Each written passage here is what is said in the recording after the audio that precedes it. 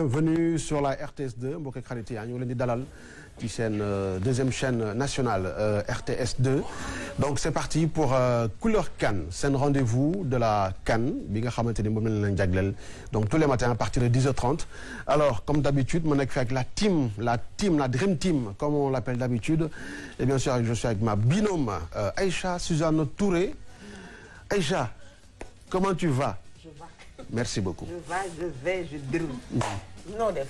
mais maa ngi si jàmm et toi? Ça va, alhamdoulilah. maa ngi leen di sant déjà et comme d'habitude j'ai toujours plaisir de vous retrouver à partir de 10h30 seen deuxième chaîne de télévision nationale Jean-Yves Monti Couleur CAN et comme tu l'as dit ñu ngi ñu benn yoon avec la Dream Team. Alors encore une fois j'espère que yéen a ngi si jàmm j'espère que vous êtes bien installés chez vous alors Dream Team bi on commence par la capitaine. La capitaine, elle est toujours fidèle au rendez-vous. La Diack. Bonjour tout le monde. Bonjour. Bonjour. En tant que capitaine, je dis bonjour comme Merci beaucoup. Bonjour en tout cas aux téléspectateurs de la RTS2, ceux de Couleur CAN, di leen sant di leen gërëm et vous dire toujours que c'est un plaisir de vous compter parmi nous. Tey nag dañu am benn gan bu bees. Dans la team, c'est Kumba. Donc il y a Kumba et il y a Yacine mais tey moom Kumba moo rejoindre team bi. Donc on lui souhaite bienvenue. Alors merci La Diack. Merci à la Dream Team. Amis téléspectateurs de la RTS2, bonjour. Heureuse de vous retrouver dans votre émission Couleur de CAN. Mbégte ak contentement la ànd ak yéen Aïcha. Capitaine moom ban classement bi moom nu muy joué. non man wóolu naa ko man fi mu ne nii mën naa ko jox milieu défensif wala attaque milieu défensif. Voilà. Milieu défensif. Et elle a vu juste son. Ouais. mais man attaque laa ko gën a gis. déedéet bàyyi ko défensif. Bellingham bu jigéen la. Attention hein. déet waay. Ouais. Ah bon. Ballon moom maa ko moom. waaw kay merci beaucoup La Diack merci beaucoup à Kumba donc je rappelle Kumba sunu collègue nekkoon fële ca Tamba qui rejoint donc l'équipe de la RTS2. Matam plutôt hein. Matam plutôt. Voilà. man lan moo yóbbu Kolda. Ouais, c'est vrai hein, souvent les gens confondent Matam et Tamba. tàngoor gi ak meew bi ak soow mi. Les gens confondent beaucoup Matam, Tamba. Bien sûr, voilà. RTS5 Matam, donc Kumba qui nous rejoint, donc di ngeen ko gis très bientôt aussi ay émission yu bees. Alors du ñu wet benn yoon également parce que ñu ngi ak sunu chat. Yacine qui va nous présenter couleur comment ça s'appelle Actu CAN. Yacine bonjour bienvenue. Jean bonjour maa ngi lay nuyu di nuyu Aïcha di nuyu la ravissante La Diack di wax bienvenue Kumba di nuyu suñu mbokk téléspectateurs yi bu baax a baax. waa kañ alors Aïcha Touré sunu programme tey lan la. Pourquoi quand tu dis Aïcha tu insistes sur les Touré. alors Aïcha heureusement que li nga wax gënul parce que ñu ne tu as un souci avec ton micro ne passe pas léegi comme que noonu la je vais parler je vais parler à ta place alors mu ngi noonu alors donc comme d'habitude xam ngeen ko tey nag dañuy commencer avec les coulisses du match du Sénégal donc moo ngi ni tàmbalee tey sunu émission alors nous aurons également le départ des Lions xam nga ni Lions yi ñu ngi ci yoonu Dakarou Ndiaye donc le départ des Lions de Yamoussoukro nous aurons également les temps forts du match Afrique du Sud contre le Maroc dëmb pour ñi nga xamante ni seetaanoonu match bi et bien ce sera l'occasion de revenir sur les faits saillants donc les highlights de ce match-là nous reviendrons également sur le temps fort du match Burkina Mali le derby de l'Afrique de l'Ouest également Actu CAN Yacine dinañu ko présenter nous aurons également li nga xamante ni les affiches du jour les affiches des quarts de finale avec Jamboñ moom dina ñëw ci kanam présenter nu ko tendance bien sûr dina ñëwaat ak Mam Khoudia donc tendance lépp li nga xamante ni mooy tendance su CAN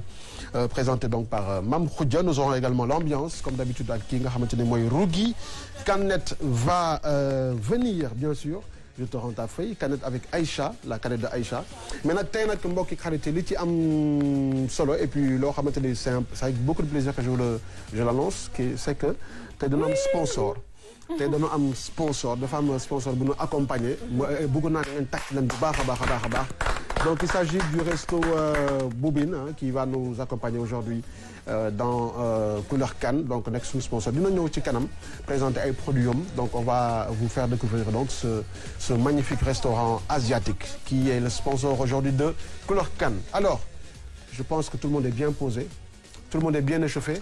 def ngeen échauffement et étirement yëpp def ngeen ko. On est d'attaque. Aïcha kon ñu dem seeti Wagué su ko defee mu siffle le départ de ce match couleur CAN.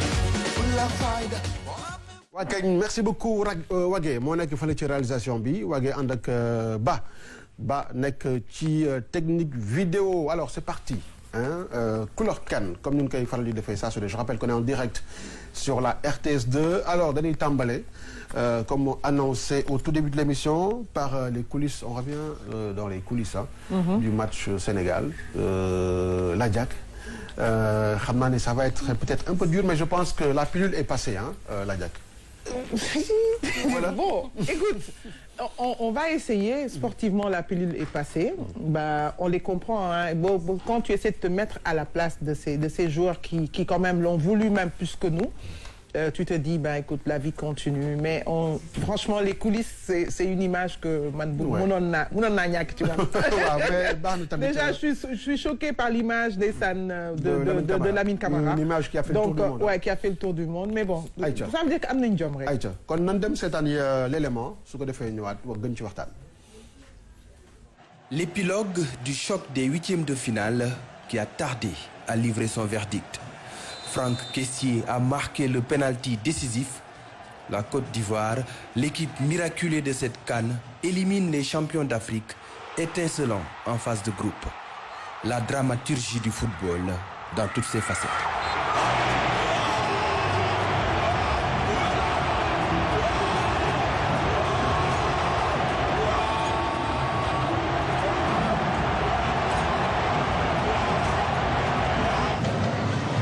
Pourtant, le scénario rêvé s'est produit en début de partie avec ce but d'Habib Diallo qui fait se lever les photographes.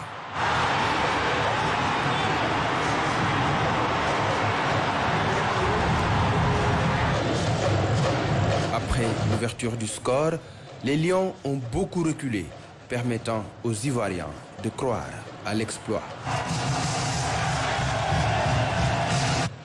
Dans le match, beaucoup de faits de jeu. Sadio Mané l'a échappé belle après un tacle non maîtrisé sur Ibrahim Sangaré. À ce moment-là, Max Alain Gradel et Kalidou Koulibaly ont eu une petite dispute.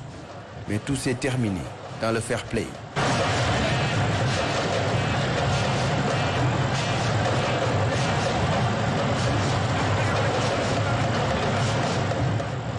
Aliou Cissé, lui, s'agace dans sa zone technique. Il demande au bloc de remonter.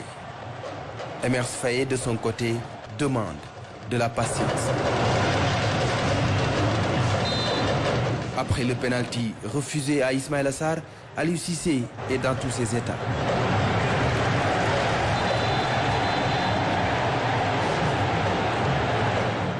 Par la suite, il continue de donner des consignes, aidé dans cette tâche par les remplaçants. À un moment donné, le sélectionneur national supplie même un de ses défenseurs de jouer simple.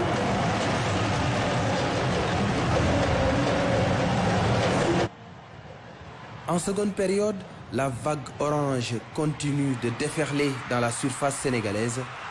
Mais en face, il y avait un grand Edouard Mendy qui a retardé l'échéance plusieurs fois.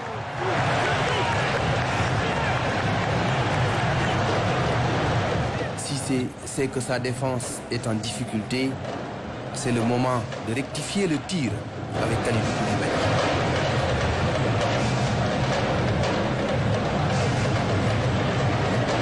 Côté ivoirien, Seko Fofana est remplacé. Il refuse de saluer Guy Demel, l'adjoint d'Emers Faé.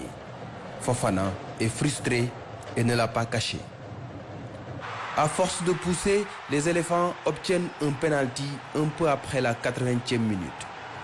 Les Ivoiriens mettent la pression sur l'arbitre gabonais.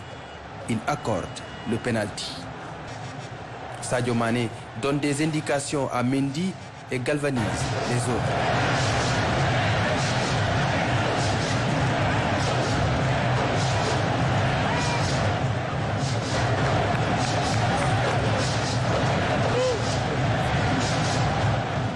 Le spécialiste maison Franck Kessié n'a pas tremblé face à son coéquipier d'Al Ahly en Saudi Pro League.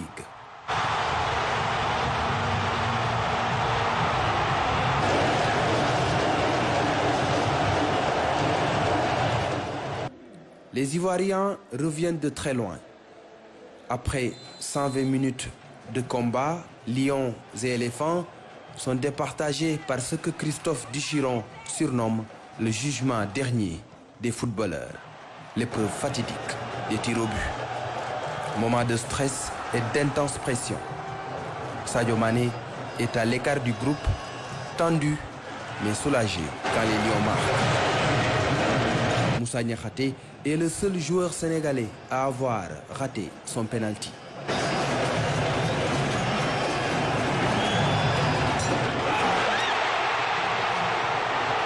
Quand Franck Kessié a eu la balle de match, les joueurs sénégalais se rendent à l'évidence.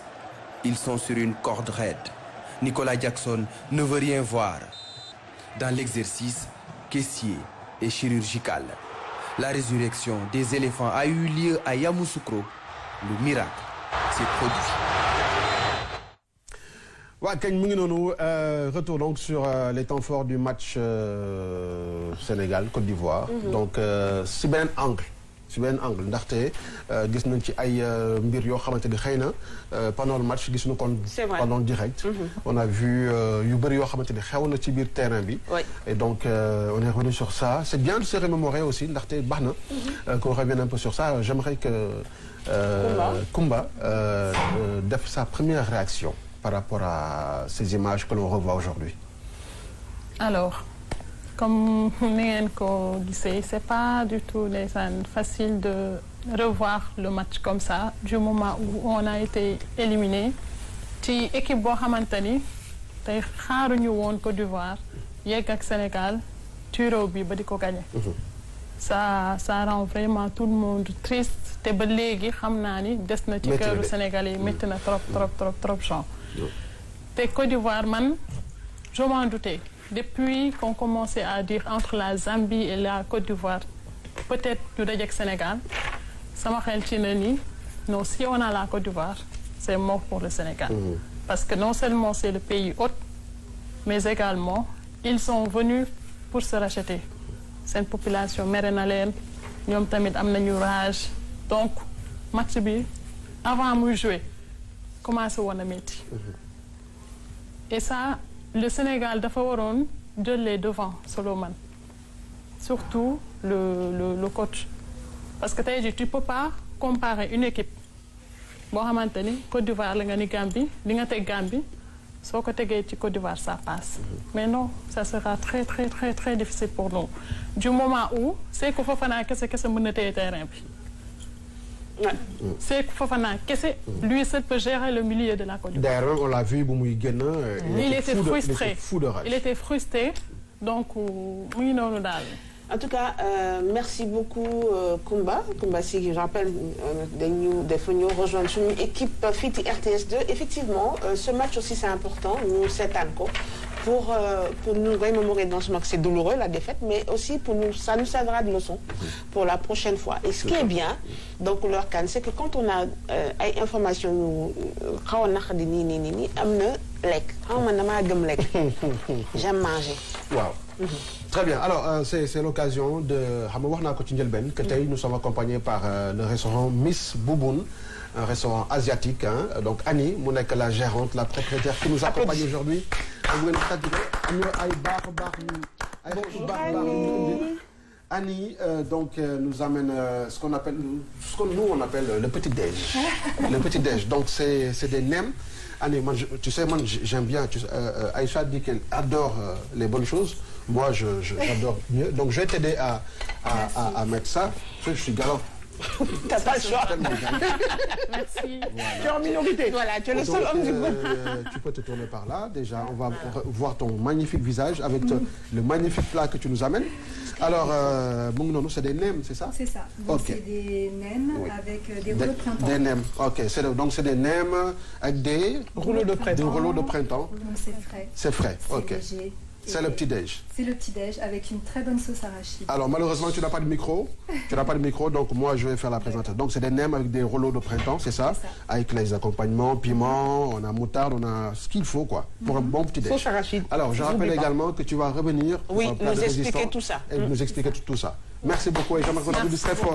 Annie va nous rejoindre dans un instant pour la suite. Hein. Oui. Donc nous, ce qu'on va faire, on va discuter parce qu'on est dans une émission. Les gens nous attendent, n'est-ce pas? Ce qu'on a fait. En attendant, damay fàttali également que nous aurons ki nga xamante ne mooy Cheikh Khadim Mbacké Samb. Cheikh Khadim Mbacké Samb mooy nekk suñu deuxième consultant. Il va nous rejoindre dans un instant. Je l'ai omis tout à l'heure. Moom aussi, il va terminer l'émission avec nous. Mu nekk sunu consultant bu bees nar a accompagner Couleur Kane aujourd'hui. Oui. Alors, mu ngi noonu donc le temps qu'on va se servir, je vais vous présenter sunu deuxième rubrique. Mooy le départ des Lions fële ca Yamoussoukro. Un départ triste. Un départ très triste, Aïcha. Oui. Donc di dem cette année élément bi ñëwaat. Après 22 jours en terre ivoirienne, les Lions du Sénégal quittent Yamoussoukro.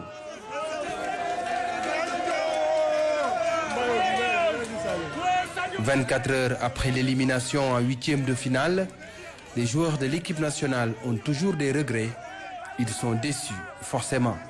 On ne pensait pas qu'on allait rentrer si tôt dans la compétition. On savait qu'on voulait aller jusqu'au bout de cette compétition-là.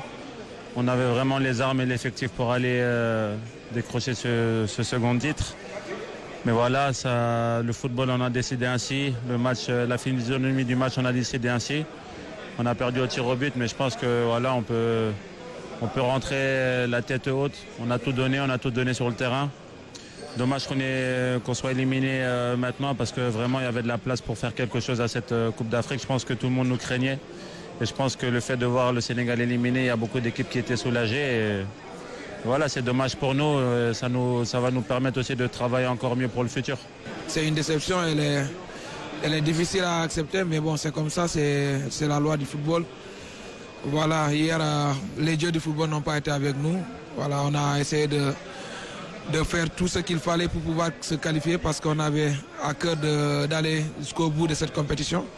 Mais voilà, Dieu en a décidé autrement. Maintenant, on va rentrer, mais je pense qu'il faut qu'on garde la tête sur les épaules parce qu'il ne faut pas qu'on se dise que voilà, on a perdu hier, que c'est fini. Il y a beaucoup de choses qui sont trop bonnes. Et il y a des choses aussi qui n'ont pas marché. Maintenant, c'est à nous de corriger cela. Et je pense qu'avec ce groupe, il y a moyen de continuer sur la lancée qu'on est. À l'accueil, il y avait quelques supporters aux couleurs nationales. Ils sont eux aussi animés par un sentiment de déception. On voulait réellement aller en finale, mais ce que Dieu décide, on n'y peut rien.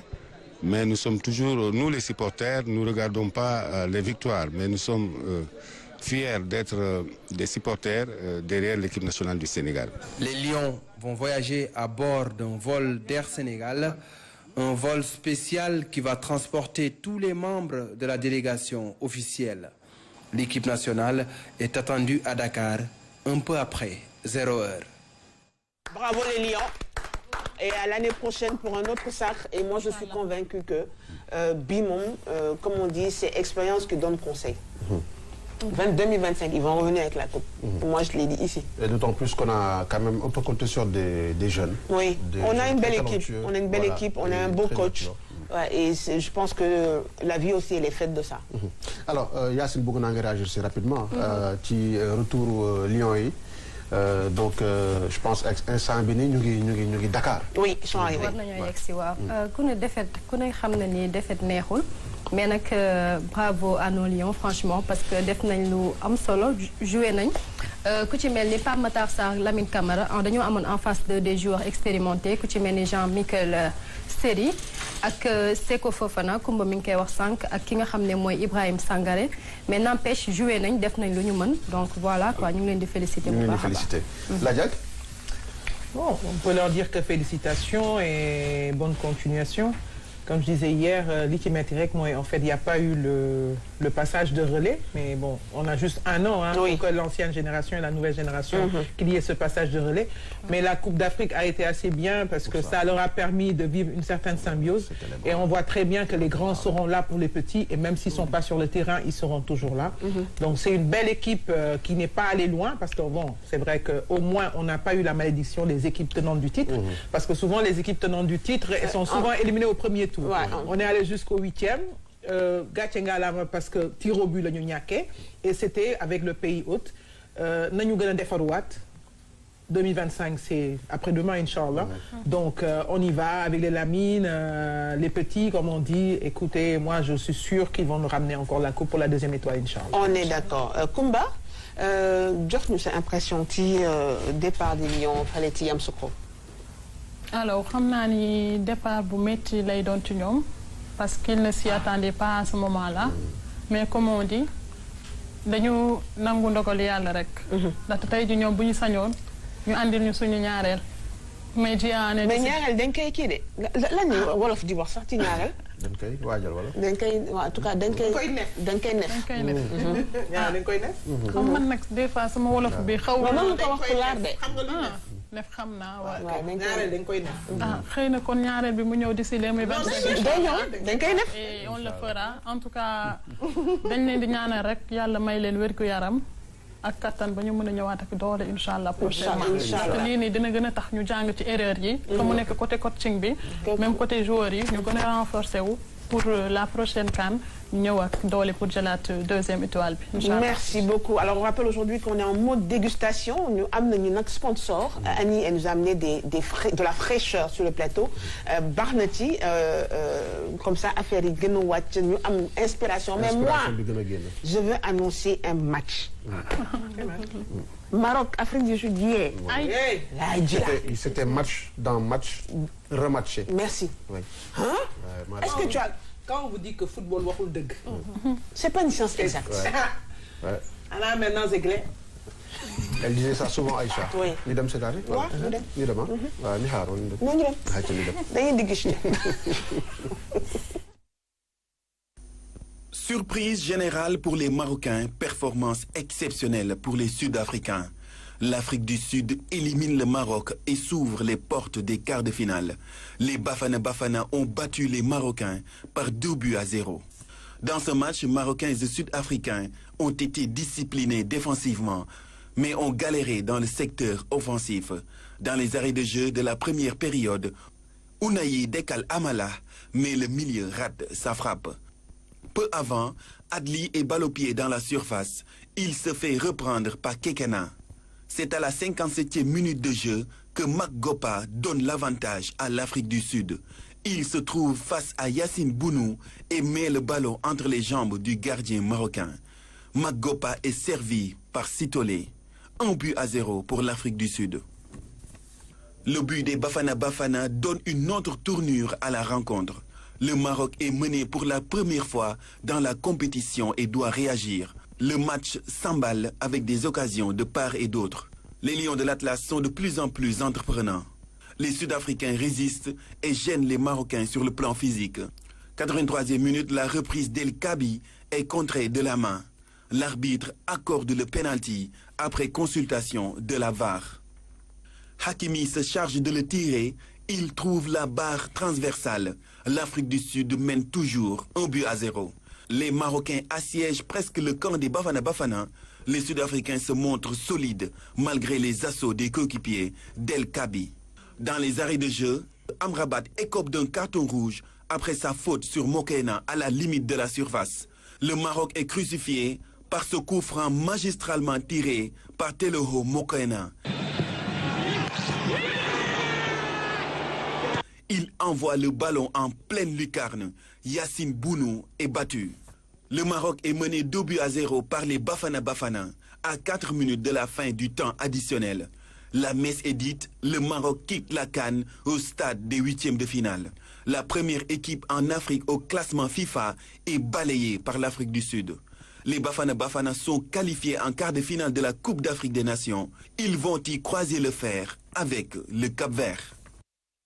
Merci beaucoup suñu réalisateur bi Wagué et toute son équipe pour cet élément maa ngi koy wax ci coulisses yi Afrique du Sud dafa nekk équipe boo xam ne on ne s'attend pas à un jeu défini avec elle mu ngi wax na ko fii Ladiak wax na ko fii c'est des équipes qui vont essayer de faire le show et on se rend compte que pour les huitièmes de finale dañuy indi leneen non seulement beaucoup de technique et de tactique mais elles ont noyé le Maroc et il y a eu un penalty raté de la part de Hakimi. Oui, c'est-à-dire que dans l'Afrique du Sud, de fois on est une autre... un jeu anglais. Une autre facette de son jeu. Football.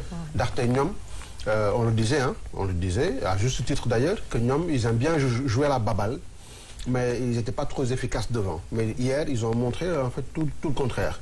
Alors, il faut d'abord Ladiak réagir. Le match d'hier. Le match d'hier, Afrique du Sud de Fodortiko au Maroc. Afrique du Sud a montré un engagement technique et tactique et stratégique pour Hamantini. Maroc. Mais tout ceci, en fait, il faut dire que c'est le fruit d'un championnat de qualité. L'Afrique du Sud a un championnat de très très bonne qualité. Pratiquement tous les joueurs sud-africains sont des joueurs locaux. Je ne crois même pas qu'il y ait un joueur qui évolue à l'international. Et puis, voilà, ils ont une bonne politique sportive, une bonne réforme et des infrastructures de haut niveau. Donc, c'est deux pays avec des différences de style, mais qui ont à peu près le même type de management. La même organisation. La même organisation, la même structure. Oui, c'est pareil. Ils ont ces deux pays entre le nord et le sud, mais deux pays qui, aujourd'hui, on va dire, font des fiertés en termes de réforme sportive, en termes de politique sportive en Afrique. C'est ça. Et l'Afrique du Sud, cette fois-ci, a montré beaucoup plus d'engagement. Et Beyond, ils ont l'habitude de jouer à la baballe, mais ils ont concrétisé les choses. Ils sont allés tout droit. Beyond, Afrique du Sud, j'ai l'impression même qu'ils ont un peu plus joué le système pragmatique des Allemands. C'est ça. Un peu plus parce allemand. Ils ont subi le jeu. Voilà. D'ailleurs, il faut la bougonne Kombagno. On a vu quand même que l'Afrique du Sud a subi le jeu. Hein. Donc, mais très pragmatique devant. Alors, quand je dis subir le jeu, c'est vrai que c'était un peu... par exemple, le pourcentage en possession. Je pense que Maroc avait 54% seulement. Donc ça veut dire que l'Afrique du Sud a fait le dos rond, mais quand même très pragmatique devant. Effectivement, Jean, c'est qu'il faut comprendre que le Maroc, il est plus habitué au football européen. Lolo, c'est forcé que l'Afrique du Sud, Taïdi, dañ affronter sans peur. Offensivement, dañ koy gérer. Même défensivement, ils vont le gérer. Et soo xoolee match bi ñoom dañ doon défendre et attaquer. Dañu dem direct sans peur. Alors que le Maroc restait toujours, il essayait d'ouvrir son jeu. Alors que moment bu muy tijji son jeu, moment boobu l'Afrique du Sud ci lay profité pour attaquer. te tey jii nii boo xoolee Achraf Hakimi bu mu demee ba ndeysaan raté son penalty. Psychologiquement dina am lu ko metti. dafa am lu mu wàññi ci te wàññi na engagement parce que su duggoon dinañ am confiance avant fin de match bi. mais malheureusement seen rouge bi plus coup franc direct bi Afrique du Sud dugal. dafa casser carrément rythme de jeu au Maroc. Yacine, est-ce que tu pouvais t'attendre à ce match-là mu nekk 2-0? déggoo ma ne la match kii kan bi c'est des surprises parce que boo xoolee Cameroun out, Sénégal out, Tunisie out, Égypte out. waaw ñi ci favori Maroc out ñi ci des ñan la mooy Nigéria ak Côte d'Ivoire ñoom ñoo des ci favori. Maroc bi nekkoon favori mu ñu daan ko 2 buts. teg ci Amrabat qui reçoit un carton rouge. Hakimi qui rate son penalty donc match boo xam ne kenn xaareewul woon que Afrique du Sud dina ko jël. et kii moo yoroon possession du ballon bi. Maroc avec 52% contre 48. mais teewul ñee ñoo gagné donc CAN bi moom kenn mënu wax avec certitude que équipe bi moo koy jël. que des surprises. Merci beaucoup notre Yacine suñu chat. Je rappelle qu'aujourd'hui on est en mode dégustation. Moi je rappelle d'abord qu'on mange avec Annie du restaurant Miss Bobonne qui sera avec nous donc en fin d'émission et on continue sur nos couleurs CAN avec notre temps fort. Il s'agit du match Burkina-Mali. waaw match Burkina-Mali dinañ ci ñëw mais balaa boobu Kumba day tàggatoo. ndaxte wax naa ko waaw tey dafa ñëw mosal nu rek. dafa ñëw compal nu tuuti d'accord nu mosal rek donc elle va nous quitter avec quelques regrets ndaxte bëgg nañu eggali émission bi ma defa ne non damay ñëw mosal leen tuuti rek ñëwaat xam nga moom dafa bëri ay feem xam nga ay affaire am donc Kumba ma bàyyi la kàddu gi nga tàggatoo. ak wax nu rendez-vous le prochain rendez-vous avec toi ce sera quand? Surprise lay doon. Surprise lay doon. Voilà. Vraiment, je suis très heureuse de rejoindre la Dream Team, moi je vais dire. C'est un accueil chaleureux que j'ai eu. Aïcha, Ladiak, Jean, non, Yassine. Aïcha, Ladiak. Aïcha, Ladiak. Mais faut accepter. Aïcha dafa bëri problème. Faut accepter, Aïcha. Vous êtes côte à côte, donc voilà. Si je dis Aïcha, Ladiak, genre, ça passe. D'accord. Voilà, en tout cas, content naa trop ci émission bi. Couleur Kane, que des surprises comme ni ngeen ko gisee. Vraiment, toujours le fun. Merci beaucoup. Merci Kumba. Merci beaucoup Kumba. Donc rendez-vous à Kumba très bientôt donc sur nos antennes.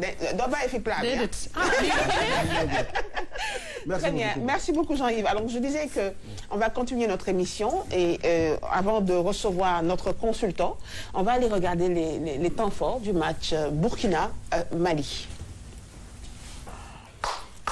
Burkina Faso, Mali. Donc le Burkina est donc éliminé au profit du Mali. Match pour moi je pensais que c'était un match qu'on allait tuer. Mais vous savez, Mali moom j'ai l'impression que aussi c'est une équipe boo xam ne bëgg na rompre la barre. Wage dama koy wax ñëpp dégg Wage sunu réalisateur. nee na moom Mali mooy jël coupe léegi nag Wage dan lay vaar de. yaa ko annoncé Wage il est fanat. Wage nee na Mali daal nu mu ko gisee ni Mali mooy jël coupe d'Afrique bi. nga baal non baal naa la. Wage il est fanat. Doni blé. On le comprend. On le prend pas. Alors c'est pour recevoir suñu consultant tey moo ñëw léegi nag man c'est Sambou ou c'est Raoul ou c'est Cheikh Mbacké. Alors Cheikh. Voilà bàyyil Jean démarré. Cheikh Khadimoul Mbacké Sambou plus connu sous le nom de Raoul loolu nag mu nekk nag lu doy waar waaye nag it. petite idée là-dessus. waaw mais je ne veux pas le dire. mais j'ai ma petite idée là-dessus. Il va nous expliquer. Bonjour Raoul. dañ koy dalal ci plateau bi donc notre deuxième consultant.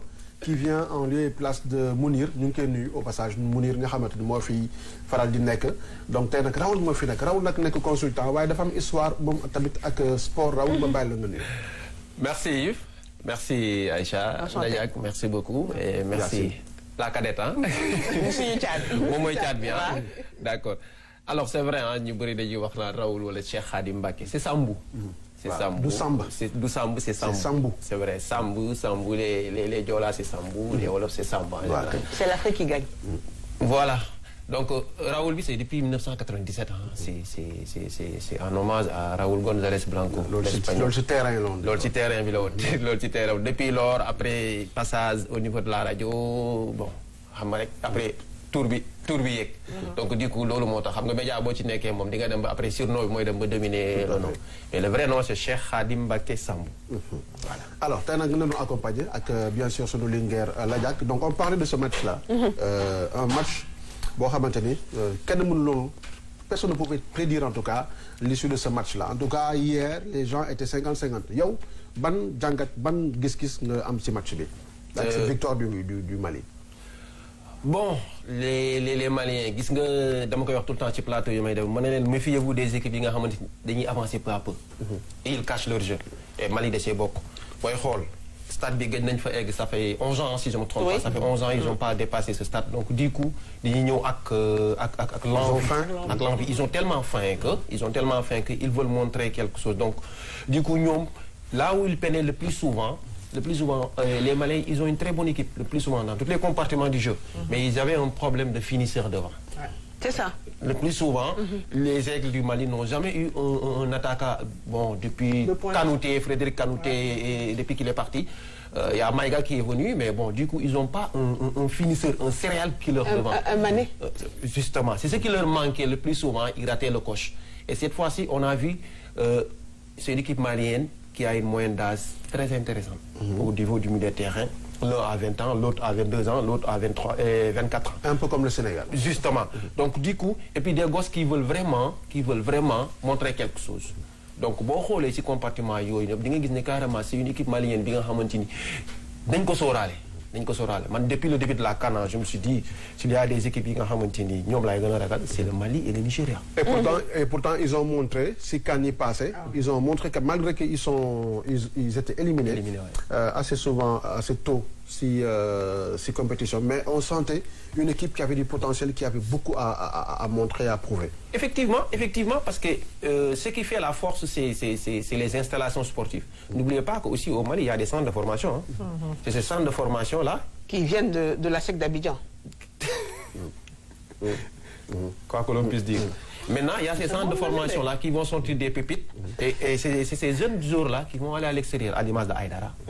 Camara, il y a Fofana de Monaco. Donc du coup, c'est le fruit de ce résultat-là. Donc c'était juste pour rejoindre notre consultant. Ouais. Et cela revient, parce que moi j'aimerais que la Diack revienne, parce que la Diack, depuis le début de la CAN, elle nous rappelle une chose. Elle nous rappelle une chose. La formation locale, l'organisation, tout l'écosystème qui est autour de ces centres de formation-là, de l'organisation qui est autour de ces équipes-là, la Diack. Et je pense qu'aujourd'hui, c'est ce qui est confirmé avec le Mali. Ah, c'est ce qui est confirmé, hein. C'est ce qui est confirmé. Même nous, on a eu de la chance, tout ce qui est Ghana, Sayo et tout, c'est des jeunes qui viennent de nos écoles de formation, qui sont partis et qui sont revenus nous ramener, en fait, toute leur expérience et leur expertise.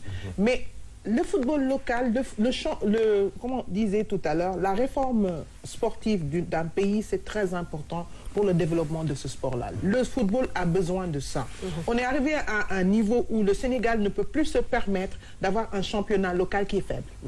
Ce n'est plus possible. Et puis l'autre d'ailleurs, les spécialistes... Voilà, parce qu'il y a trop de... En fait, voilà, il y a un nivellement à partir du haut. Il y a un nivellement à partir du haut. Parce que tu ne peux pas avoir une équipe nationale qui explose, qui est en train de remporter beaucoup de titres, alors que ta ligue ou ton championnat local, il y a un problème. C'est l'arbre qui cache la forêt. C'est ça, c'est l'arbre qui cache la forêt. Et tout à l'heure, il a dit, le problème du Mali avant, c'était au niveau de la finition, mais tu vois qu'ils ont dû travailler ça et que maintenant, ils ont des finisseurs. Le Mali peut faire mal, le Mali peut faire très mal, mais entre lui et le Burkina Faso, on va dire ces deux frères, hein, bon, que le meilleur a gagné et le Mali a gagné, il va représenter le Burkina Faso. C'est ça. Il va représenter l'Afrique de l'Ouest. L'Afrique de l'Ouest, on a beaucoup de chance. C'est une équipe qui représente l'Afrique de l'Ouest. Alors, on va aller très rapidement avec Yacine. Yacine, nag moom moo ñu indil li nga xamante ni mooy Actu CAN. Yacine, tey ban actu la ñu am avec qu'on peut partager avec nos amis téléspectateurs. waaw j'arrive tey si seen rubrique Actu CAN ñu ngi am ñaari info. bi ci jiitu mooy Romain Saïs est apparu agacé après la sortie du Maroc face à l'Afrique du Sud. Le capitaine des Lions de l'Atlas a critiqué l'arbitrage, estimant notamment que Noussaïr Mazraoui s'était vu injustement refuser un but en première période. waaw loolu moom nu ñu ko mën a jàppee sama conseil nu ñu koy jàppee loolu c'est on peut dire waxu perdant la wala c'est légitime Raoul. Bon, je peux dire un peu déçu, hein, parce que qui connaît Romain Saïs, bon, vraiment c'est quelqu'un qui est très posé. Assez pondéré. Assez pondéré, qui a de l'expérience aussi. Bon, la dernière fois, quand il y a eu des altercations entre le Maroc et la RDC, mon affaire au micro, il a donné des explications et apaisé la tension. Il ne peut pas dire comme modèle. Donc du coup là, nous avons tacle bu demee côté bi ni damay ne bon peut-être qu'il est un peu déçu parce que quoi que l'on puisse dire Maroc était avec le Sénégal parmi les grands favoris avec le pays organisateur. D'ailleurs même ñoom il disait que coupe bi c'est une coupe là, ils étaient sûrs quoi. Dans la communication du coach Regragui, tu sentais une certaine assurance quoi à leur niveau. OK, alors ñu dem ci deuxième actu. Deuxième information bi mooy la fédération congolaise estime que l'annulation de la suspension du sélectionneur marocain est totalement injustifiée et veut porter plainte cette affaire devant le tribunal arbitraire. dafa mel ni moom tapis vert bi moom bëri na ay cas Alors là, nous avons un cas. Bon, est-ce que c'est justifié ou pas, Ladiak? Ce sera à ton tour de nous dire ce que tu en penses. Écoute, c'est entre institutions sportives, c'est comme ça. On se jette des appels, contre-appels, on va au TAS, après je fais appel, après... C'est comme ça. Mais bon, moi, je dirais aujourd'hui, le Maroc étant éliminé, et le Congo, franchement, va en quart de finale. Je crois qu'il devait être beaucoup plus focus sur ce qui va se passer après que de tirer sur déjà quelqu'un qui est à terre. Donc, sportivement, je crois que les Congolais devraient laisser passer. Ça n'a aucune incidence, en fait. Impacté en rien leur parcours. Donc, c'est pas grave. On est en sport, ça arrive et puis on passe à autre chose. Voilà. Ouais. Très bien. Alors, tout ça pour dire aussi qu'il y a une certaine démocratie, hein, c'est-à-dire que nous nous ramenons, qu'on a le droit à porter plainte, voilà, introduire une requête par rapport à l'or à sentir gagner. Également. Le TAS est là pour ça. Le TAS est là pour ça. C'est bien. Super. Alors, Yacine, on a une autre info? Non, c'était tout. On a donné info, quoi. Parce que dans le cas. Non, dans le cas, ils appellent. Quand une Ivoirienne me dit que dama bëgg kaa. Am nga lu la metti tey trop. Vraiment tey moom vraiment. ma àndandoo metti ko ak yow parce que en fait ay sama ñii amuñu choix. Vraiment, c'est compliqué. Alors Yacine, rapidement parce que bu ñu fàttali dañu am ku ñu accompagner tey dans cette émission Yacine. Donc c'était tout. C'était tout pour aujourd'hui. Rendez-vous prochainement, Inch'Allah. Merci. Yacine. Non, suba rek mooy ñëw. yow da ngay Inch'Allah. Merci beaucoup Yacine. On va l'applaudir très fort donc pour ces actus ActuCAN dans Couleur 4. Oui. Alors li ci topp. mooy suñu séeréer bi. suñu séeréer bi maanaam moom dañ koy accompagner ak musique. tey dañ koy accompagner ak musique te xam nga fu ñu jëm. Je vous amène en Côte d'Ivoire xam nga te dama def bleu. Cap Vert plutôt, excusez-moi, Cap Vert. Les requins bleus du Cap Vert. ñu dem seetaan clip bi su ko defee accueillir suñu jàmboñ na ñoom tamit ils sont passés donc en quart de finale. De très belle manière. Coucou pour ñoom. Et puis au passage dañuy nuyu ki nga xamante ne mooy Paulette nekkoon fi yàggul loolu suñu invité. dans une émission spéciale donc. non Coladera. waaw kay ñu ngi noonu donc peut-être ñu ngi koy nuyu au passage alors si diggante bi jàmboñ ñëw na Aïcha. dalal ko jàmboñ moo dee. ça va sant yàlla bu baax. alors jàmboñ. démb dama la xalaat nag ci match yi. ci match yi waaw. Diamond n'a fait plus de pronostics. Très bien. Alors, Diamond, dama toog rek di waajal 2025. Quelles sont les affiches des quarts de finale? waaw Aïcha dama lay nuyu ba pare di nuyu Jean-Yves di nuyu Ladiak di nuyu tamit Cheikh Khadim Mbacké waaw voilà rawul moo gën a simple di nuyu tamit suñu téléspectateurs yi nga xam ne rek ñoom ñoo ñuy seetaan Aïcha tey li ma leen indil comme affiche dinañ am 4 affiches mais après avant affiche yi dama leen di jox rek 8 équipes yi nga xam ne ñoom ñoo daal voilà ñoo qualifié ci 8e de finale yi voilà ñi ngi 8 équipes yi dina nekk Nigéria Angola Congo tamit mi ngi ci biir Guinée am nañ tamit Cap Vert Afrique du Sud Mali ak ñi nga xam ne rek ñoom ñooy waa Côte d'Ivoire sa mbokk yi. ah. sunu mbokk yi. mbokk Aïcha yi. alors donc les 8 équipes qualifiées pour les quarts de finale. Voilà. Première affiche bi kañ la ak ban jour lay doon. voilà genre première affiche bi vendredi lay nekk match bi ci njëkk dina nekk diggante Nigéria ak ñi nga xam ne ñoom ñooy waa Angola bu 17h jotee lay match boobee di am. alors Nigéria Angola moom la ñuy gis noonu ci écran bi. alors Raoul fii bëggoon naa nga ñëw ci match bu nar doy waar. Oui, effectivement, il faut le dire, hein, parce que boy Hall, c'est 2 équipes qui jouent, ils sont durs sur l'homme, c'est des équipes qui piquent. Donc du coup, du nekk match bu yomb Nigéria ba fii en catimini ñi ngi dem di creuser leur chemin et man vraiment dama leen bàyyi xel vraiment dama leen bàyyi xel. Angola, je le disais dans un plateau, méfiez-vous des équipes lusophones qui commencent à grimper petit à petit. Pourquoi? Parce que tout le temps, il y a un travail qui se fait derrière. Donc du coup, Angola, d'union, Bayeko. Pourquoi je dis que d'union Bayeko? On a vu l'Angola le plus souvent, ils continuent leur chemin de plus en plus, ils montent en puissance. C'est une équipe qui monte en puissance. Alors, les côté avantage de Signon. De l'autre côté, l'équipe nigériane, ils ont dans leur équipe le ballon d'or africain. Le meilleur joueur africain à l'image de Osimhen. Et si vous voyez, ils jouent beaucoup plus sur le collectif que individuellement. Donc du coup, contrairement dans son club. Voilà, contrairement dans son club où il reste en pointe, il se fait servir et il marque, il claque les buts. Donc là, en équipe nationale, il est généreux dans l'effort. Dans les aussi même, il descend jusqu'en bas pour récupérer des ballons. Donc ce qui est extraordinaire. Donc attention au Nigeria. Attention au Nigeria. Très bien. Thiamboun. Deuxième affiche. Voilà, moi je fais mon commentaire. Mais c'est bon, je t'ai donné ton nom. Est-ce que tu n'as pas appelé? D'accord. Donc vous connaissez donc may lire rek. Ah d'accord goma. Voilà. Kon baal ma jël sama temps. Voilà comme ni ko Cheikh waxee match bi buñ xaar mu nekk match boo xam ne match bu yomb la. Ndax gis nañ ne ñaari équipe yëpp dañoo prouver depuis début CAN bi ba fi ñu nekk nii. buñ xaar mu nekk match bu yomb nañ am yaakaar nañ xaarandi tamit que ne match boobu bu neex lay nekk quand même. duñ maye dara. Très bien. Donc vendredi 17h, première affiche des quarts de finale. Voilà. Alors deuxième match. Deuxième match bi 20h lay am mu nar a nekk diggante Congo ak ñi nga xam ne ñoom ñooy waa Guinée. Congo Guinée. foofu de Lajak la. waaw. Congo Guinée. ñaari outsider. waaw.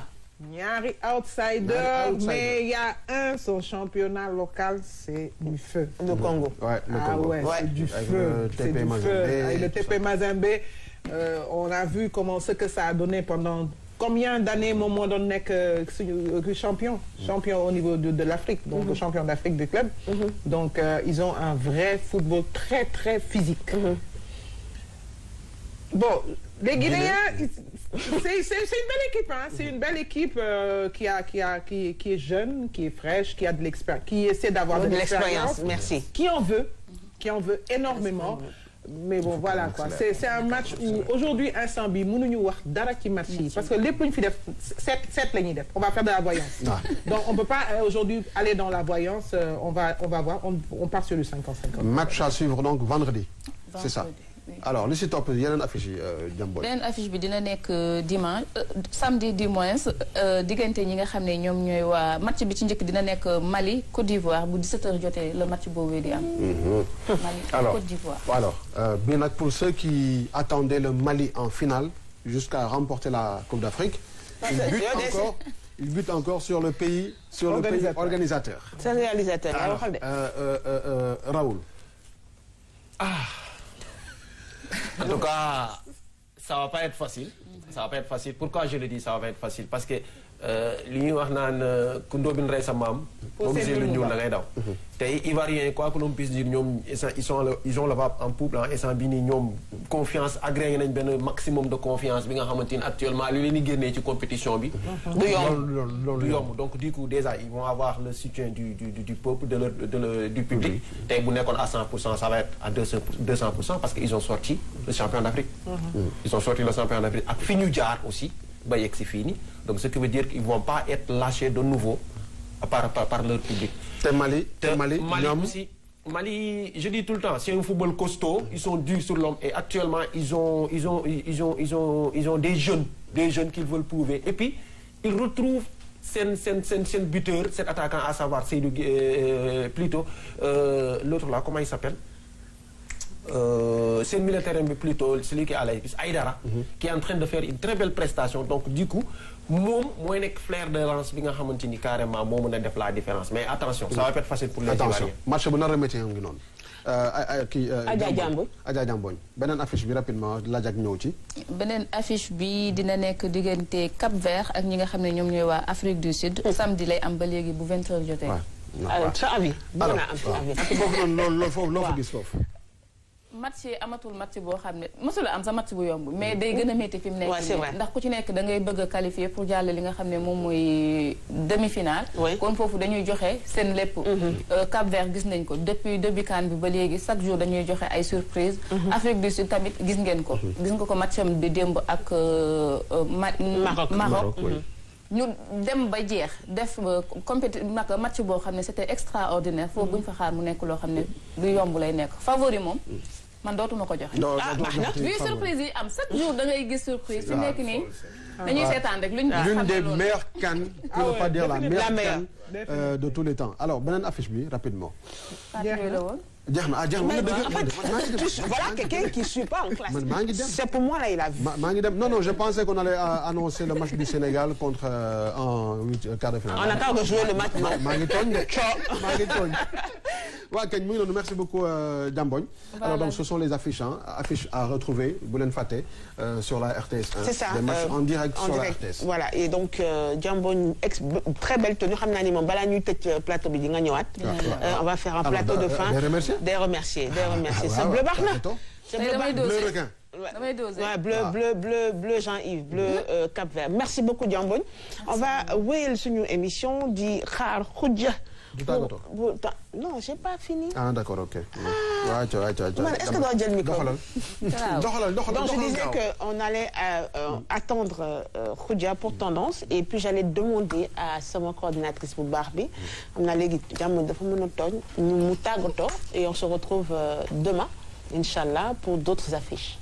Voilà di leen wax rek ne plaisir bu mag laay am saa su nekk di leen fekk ci plateau bi di leen jox rendez-vous demain Inch'Allah mais tey nag dama sañse mais Jean lay bàyyee. mu remercier neel waa Badji rek. voilà waa Badji bàyyi naa la ak Jean-Yves. Merci beaucoup. Merci beaucoup Jean-Yves. Merci pour les affiches. Alors léegi mën naa wax. Khoudia est attendu sur le plateau. Khoudia va parler des tendances et après on aura Rougui pour tout ce qui est ambiance et puis Canette. Et avant que nous clôturions ce beau plateau de Couleur Canne, on va recevoir Annie qui est donc sponsor de notre émission aujourd'hui. Annie qui va nous parler de la cuisine asiatique. Elle va rentrer dans certains détails. Alors, est-ce que Khoudia est prête? Oui, non, nous d'Allemagne. Ce que j'ai apprécié, c'est les nems. Oui, les nems. Là, il faut plonger le rouleau de printemps. Comment on a fait le tout après? Ouais, elle a plongé dedans. Alors, Khoudia, est-ce que tu es prête pour venir nous parler des tendances? Sinon, on continue avec notre sponsor, Annie Restaurant Miss Boben. Alors, Miss Boben, ce sont rue Jules Ferry là, file. Ouais, file, juste à côté, parce qu'on dit notre au Chikanam. Mais entre-temps, Mam Khoudia Samba is in the building. Yeah. Mais bienvenue, Mme Khoudia. Merci. Aïcha, Nibailanga, Nuyo. Alors, bonjour Jean-Yves, bonjour Aïcha, Ladiak, bonjour. Dinoui Boubar, nos téléspectateurs, ravis de vous retrouver sur la 2. Taïna, petite tendance, on va parler de célébration. On va commencer avec de bonnes vibes. Déjà, les Bafana Bafana. Contre le Maroc. Nous allons savourer cette célébration.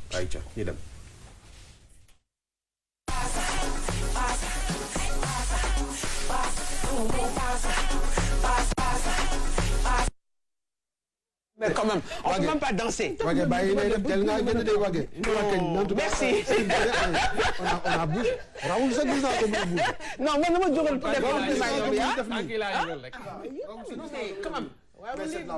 ouais, ils sont très stylés. C'est un iPad dans ce voilà. Style quoi, franchement. Et puis c'est le Amapiano. Ça fait fureur. C'est ça. Partout dans le monde. 1 an et demi que c'est le partout dans le monde. Amapiano, vraiment nice. Et puis on les aime bien les Sud-Africains. Ils ont du flow. Oui. Ils ont du chasse. Toi. Du tchous. Oui. Alors, Daniel Woyel Bataille, après ça, les organisateurs de la CAN ont tenu à quand même honorer les supporters, les fans les plus stylés. Ils ont stade comme nous l'avons voilà. Donc, Daniel a un élément. Après, nous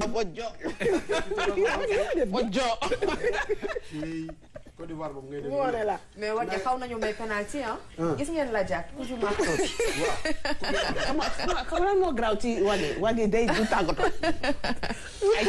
Voilà, on a vu donc les fans les plus stylés, ils ont un stade et puis le Ghana mention spéciale hein, à chaque fois ils nous régalent. C'est dommage que nous ayons le talk. Alors nous continuons toujours sur l'ANCP parce que Ghana dafa am tamit seen benn supporter bu xamantene bi mu dugg ci stade bi ni mu tuggee ak bi muy ñibbi dafa am différence parce que Ghana à chaque fois ñoom première mi-temps bi dañuy gérer xawma lan la mais buñ demee ba ci biir match bi ils s'arrangent toujours à perdre, ils arrivent par miracle quand même à perdre. Donc on va aller voir le Ghana. I don't want to talk right now. I have headache for my head. So tomorrow I'll just give you information. I don't want to talk now. I don't want to talk now. Alors c'est dommage gisuñu ko bi muy ñëw mi ngi sañse def peinture bi et tout. Mais à la fin malheureusement comme ni ñu koy waxee ñoom chez eux unfortunately de maquillage. Voilà quoi xam naa peinture bi nag ñibbi bi dina xaw a métti torop. xaw fan la gën a métti. boo ñibbee ba toog xam ne la gën a ñëw. sangu bi. J'espère que du peinture à huile. dama ci dolli benn rek parce que mënuñu wax supporters yi gën a fun yi gën a stylé fàtte charité bien ordonnée. Commence par soi-même. Alors on va terminer en beauté avec le Sénégal qui nous a gratifié quand même d'une très belle célébration. C'est un loolu ñëw.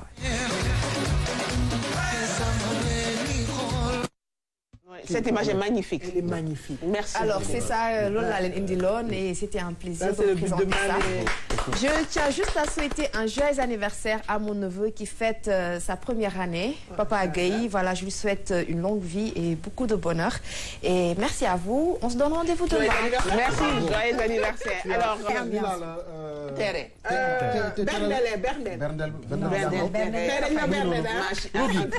sorti pour entrer, c'est la même chose là. Alors, Rougui, bonne ambiance. Oui, yes. Aïcha, dalal ko. C'est ma copine. Mais Roux, j'adore ton style d'aujourd'hui. Ah oui, j'adore. Moi, le fait que c'est rare que tu es toujours stylé. Ah oui, c'est ça qui me manque comme ça là. Non, non, je t'envoie ça. S'asseoir avec le monsieur là, c'est ça les implications. Alors, bismillah. Mon cher Jean-Yves, ma très chère Aïcha, la Jack, la lumière. Axe Binon. Raoul, enchanté et bienvenue. Merci beaucoup. Content ci yow di nuyu Mounir bu baax a baax en passant di nuyu téléspectateurs yi di am mbégte nag encore une fois retrouver l'équipe de choc de Couleur Kane.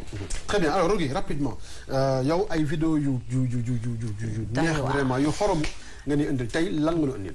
Tey nag dama indi benn jubilé voilà un air vraiment de joie et de bonne humeur bi nga xamante ne benn supportrice def na ko.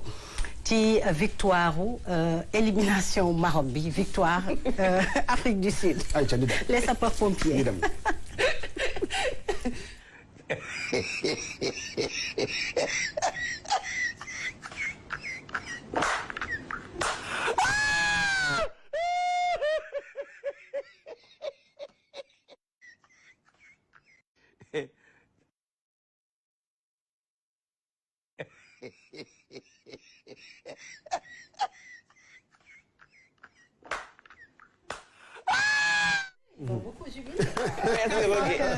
xam nga nee nañu ku traversé wul dex bi waroo ree kuy lakk mu ngi noonu gars yi ils ont jubilé pensant que l'Afrique du Sud c'est leur camarade mais bon c'est pas camarade de quelqu'un. Voilà, ça c'est le nouchi. Deuxième vidéo Rougui. Alors les Maliens aussi qualifiés contre le Burkina Faso. Ils ont beaucoup jubilé, c'était la joie, la bonne humeur et tout ça. On a voulu montrer l'ambiance qu'il y avait après le match. Aïcha. Mali défensif, Mali puissance.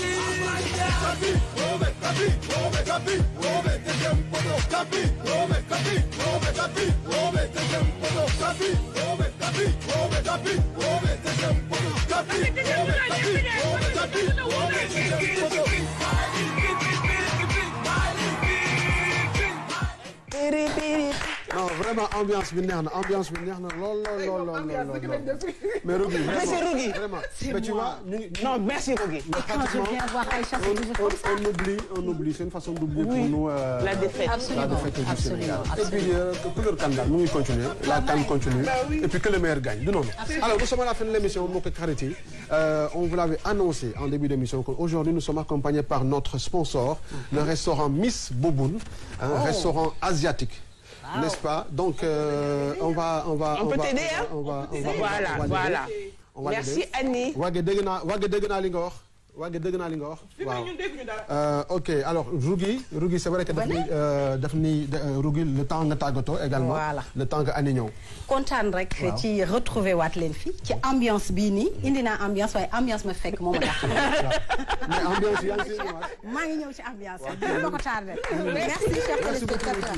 Allez bàyyi téléphone bi dama la ko delloo de. Elle nous amène toujours la bonne humeur xam nga Couleur Kane noonu la on a des comment ça s'appelle, des analyses très pointues ak suñuy consultant waaye tamit dañuy kaf dañuy fo dañuy ree ndaxte sport loolu la tamit foo jongante la waaye foo tamit kaf la reetaan la dans la sportivité dans la fraternité. Alors mu ngi noonu, je rappelle que nous étions avec ki nga xamante ni mooy notre ami Raoul, l'ami de Ladiak Raoul. Ladiak également nekk fi tey ak ñun. Alors dañuy dalal ki nga xamante ni mooy sunu sponsor bu tey mooy Annie. Annie, alors Annie qui arrive avec son beau t-shirt aux couleurs de l'Afrique pour Couleur Cannes. Elle vient nous présenter son restaurant et les différentes choses. Alors, non, on se lève pour t'accueillir. Merci. Et à toi. C'est comme ça. Bonjour tout le monde. Oui, c'est vrai, ouais. Alors, Annie, oui. Moi, c'est avec beaucoup de plaisir, franchement, que je te reçois. Et je sais que l'équipe te reçoit avec beaucoup de plaisir. C'est gentil. Tu es l'un de nos premiers sponsors dans Couleur Cannes. Merci d'être là. Merci à toi, Jean-Yves. Merci pour la confiance en la RTS. Merci vraiment de nous apporter ces belles choses. Alors, en entrée, tu n'avais pas de micro malheureusement. Oui, c'est ça. Mais j'aimerais que tu reviennes rapidement sur l'entrée que tu nous as apportée. Alors, je vous ai proposé donc des nems faits maison et des rouleaux de printemps avec différentes sauces. On a une sauce arachide, sauce sweet chili, voilà, c'est les entrées que je propose au restaurant. Ok, super. Alors, donc c'est ce qu'on a dégusté en premier. Oui, alors moi, c'est une création parce que je vois aussi je ne sais pas si c'est du jus. C'est bubble tea. Bubble tea, c'est quoi? Alors, c'est du thé vert avec des perles de tapioca. Ouais, avec des perles. Alors, il y a des perles de tapioca et des perles de fruits. D'accord. Non. Et autre chose. Oui, c'est un blanc. Autre chose, je vois aussi Ici, blanc, là. Oui. Ici, ça c'est un sago, c'est un dessert à base de lait de coco et de perles du Japon. Vous êtes très bio. Alors, pas bio, mais on essaye de faire le plus sain possible. C'est vrai que la cuisine asiatique, c'est une cuisine saine. On utilise très peu d'huile. C'est voilà, c'est léger et ça a plein de goût. Très bien. Alors, coco avec des perles asiatiques. Perles du Japon. Du Japon. Perles normales. C'est des perles. Non, c'est des petits trucs comme des tapioca. Voilà, c'est ça. C'est un peu comme de la gomme. Ouais. Voilà. Waouh, ça doit être succulent. C'est très Alors, je vous préviens. Non, faut pas dire c'est succulent, tu vas manger perles là-bas. Non, je préviens. C'est succulent, Aïcha. ñi nekk ci plateau bi ñi nekk ci ginnaaw caméra yi ñi nekk régie ñi taxaw à côté di xool bu kenn laal bii. yaa ngi appoo si je comprends. Alors, ensuite, en plat de résistance, tu nous as apporté quelque chose aussi. Oui. Je vais mettre ça là, comme ça, ce qu'on a fait sur nos caméras. Nous avons notre premier sponsor. Il faut que nous beral ko loxo. Waaw, ce qu'on a fait, alors ça, donc on a du riz là. On a du riz, on a différents plats donc à base de curry rouge. On a du riz sauté à la citronnelle et on a un wok de nouilles avec des légumes. Le wok de nouilles, voilà. Wok de nouilles. C'est ça. Et en fait, on utilise beaucoup de produits d'ici. Hein. Vous avez la citronnelle, le gingembre. On a beaucoup en fait de points communs par rapport aux légumes qu'on utilise. Alors, il paraît que la cuisine asiatique, effectivement, elle est assez épicée, comme un peu la cuisine africaine, surtout sénégalaise. Est-ce que tu sens une certaine Alors, c'est épicé, pas forcément pimenté. Voilà, mais il y a effectivement beaucoup d'épices. La soupe, par exemple, vraiment, il y a beaucoup de choses qu'on trouve ici. Donc, alors, il y a également aussi un dessert que tu nous as proposé. Oui, on a le cheesecake japonais qui est très léger et j'ai fait un coulis de bissap. Le dessert, c'est ça. C'est ça, voilà. Alors, je le pose là. Ce que j'ai fait, c'est que je Cissé. Donc, alors, c'est un cheesecake. C'est ça. Ok. Avec coulis de bissap, il y a aussi caramel, chocolat. Est-ce que le cheesecake est accompagné du coulis? Oui. Très bien. Ouais. Elle connaît, hein. Elle connaît bonne chose, hein. Moi, tu ne vois rien, hein. Elle connaît bonne chose.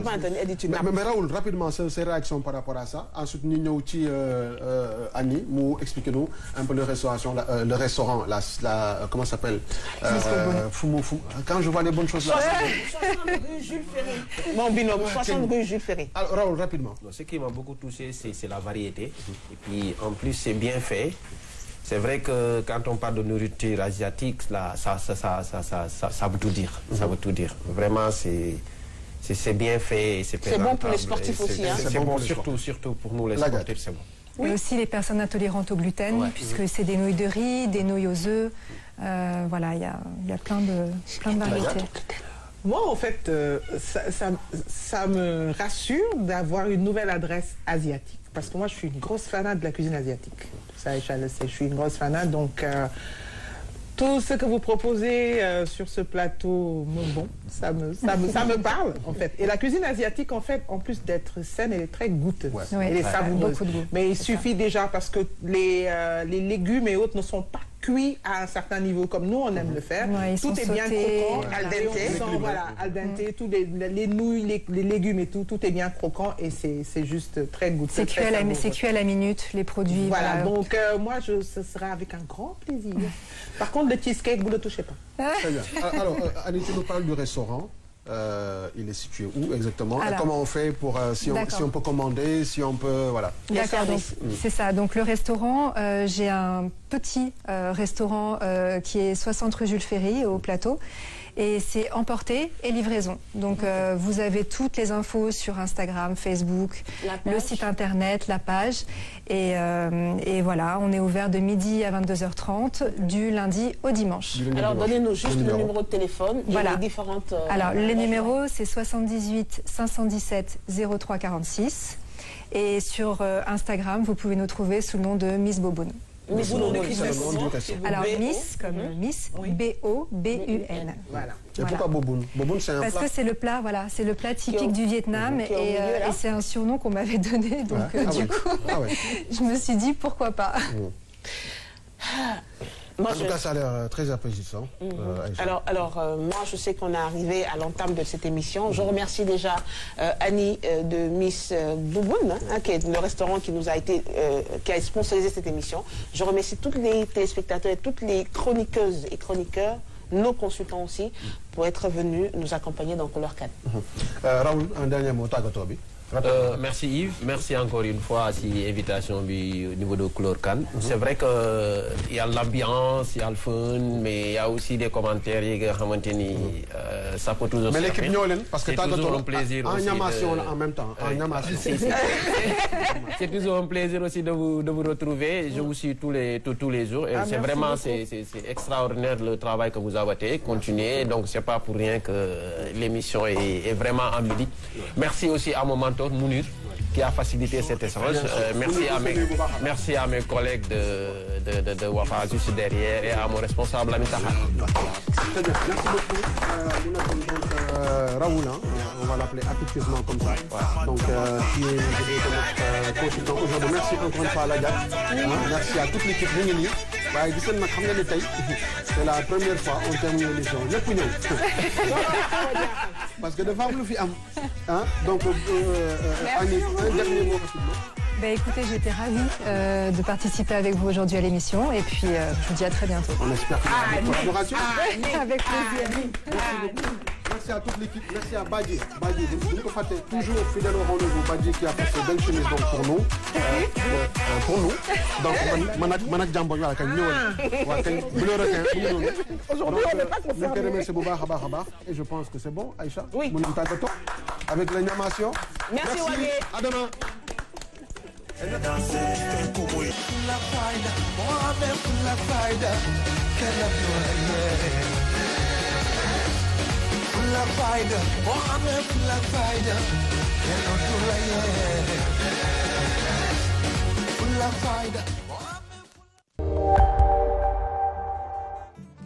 assalamu aleykum bandiraɓe totoɓen e oɗo saaha ɗo e RTS jamalla ñalle moon banda men min calmini min juurima min ñaguima duwaw banda men eɗen jogui émission meɗen garowo joni joni kesa pul ene wiye pinen pindinen wimami en noddi dendagal haal pulaar en noddi dendagal pulago artiste aji meɗen anduɓe men alɗuɓe men halifaɓe men diine halifaɓe aada ɗanniyankoɓe meɗen eɗen kalda e mumen ko suuɗi eko feeñi taw waɗanta ɗum ko mboɗi Kadija Hamad Diom gorko men Abbas Sow taw ko ɗo e RTS joni joni eɗen mbaɗa ɗum taw leelani min noddi dendagal bandiraɓe bisimilla moon e émission pinen pindinen ɗo e RTS 2 lamorgo dawle Sénégal Afrique bandirinague mbaɗe peɗele moon joni joni min gara inchallahu rabbi.